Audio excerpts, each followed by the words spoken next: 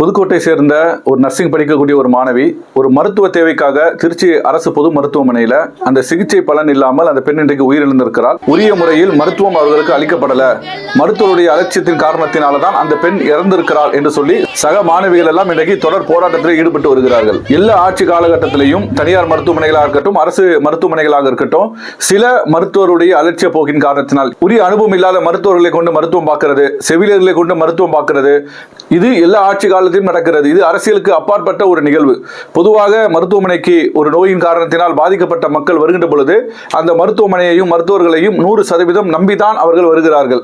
ஆனால் இன்றைக்கு இந்த மருத்துவமனைகள் பல எப்படி இருக்குன்னு கேட்டா கார்பரேட் மயமாக மாறி இருக்கிறது. நோயாளிகளிடம் வரக்கூடிய ஒரு இடத்துல பணம் பறிப்பதை மட்டுமே குறிக்கோளாக கொண்டு செயல்படக்கூடிய அளவுல பல மருத்துவமனைகள் இன்றைக்கு செயல்படுகிறது. ஒரு மனித உயிருக்கு எந்த மதிப்பும் இல்லாமல் உரிய மருத்துவர்களை கொண்டு மருத்துவம் பார்க்காமல் அலட்சிய போக்காக பல சம்பவங்கள் நம்முடைய மாநிலத்தில் நடந்திருக்கிறது.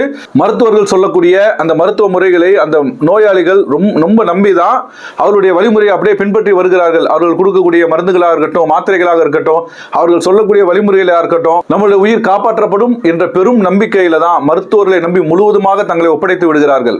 அவர்கள் கேட்கக்கூடிய எந்த பொருளாதாரமாக இருந்தாலும் அப்படியே கொடுக்கிறார்கள். ஆனால் சில மருத்துவர்கள் மிக மோசமாக இது போன்ற அணுகுமுறை செய்து இந்த சம்பவத்தில் உண்மையிலே மருத்துவ குறை இருக்கிறதான்னு தெரியல, அதற்கு என்று கமிட்டியை நியமித்திருப்பாங்க. அவர்கள் விசாரணை செய்து பின்னாளில் அறிக்கை வெளியில வரும். ஆனால் மருத்துவருடைய அலட்சிய போக்கின் காரணத்தினால்தான் அந்த செவிலியர் மாணவியினுடைய உயிர் பறி போயிருக்கும் என்று சொன்னால் உண்மையிலே விலை மதிப்பற்ற அந்த மனித உயிருக்கு எதையும் கொடுத்து நம்மால் ஈடு செய்ய முடியாது. அந்த மாணவியை இழந்து தவிக்கக்கூடிய அந்த பெற்றோர்களுக்கும் குடும்பத்தாருக்கும் எத்தனை லட்சங்களை ஈடாக கொடுத்தாலும் அந்த இழந்த உயிருக்கு அது ஈடாக முடியாது. அப்ப ஒரு மனித உயிர் என்பது எவ்வளவு கவனமாக கையாள வேண்டிய மிக முக்கியமான ஒரு துறை. அது போன்ற உயிர் காக்கக்கூடிய உன்னதமான பணி செய்யக்கூடிய மருத்துவ துறையில இது மாதிரியான கருப்பாடுகள் இருக்குமானால் இந்த கமிட்டி முறையாக போடப்பட்டு விசாரணையுடைய முடிவுல மருத்துவ குறைபாடுதான் காரணம் என்று தெரிய வருமானால் அவர்கள் இதுக்கு பிறகு எக்காலத்திலையும் மருத்துவம் செய்வதற்கு தகுதியற்றவர்கள் என்று அவருடைய உரிமம் ரத்து செய்யப்படணும். இது போன்ற அலட்சியமாக இருக்கக்கூடிய மருத்துவர்களுக்கு எதிராக கடுமையான தண்டனைகளை வழங்கக்கூடிய நேரத்தில் தான் அடுத்து இது தொடர்ச்சியாக நடக்காமல் இருக்கும். பச்சிளம் குழந்தைகள் எல்லாம் பல இழந்திருக்கிறதை நம்ம பார்த்திருக்கிறோம். இப்போ இந்த பெண்ணு இழந்திருக்கிறாங்க. இது மாதிரி நிறைய சம்பவங்கள் நடந்திருக்கிறது.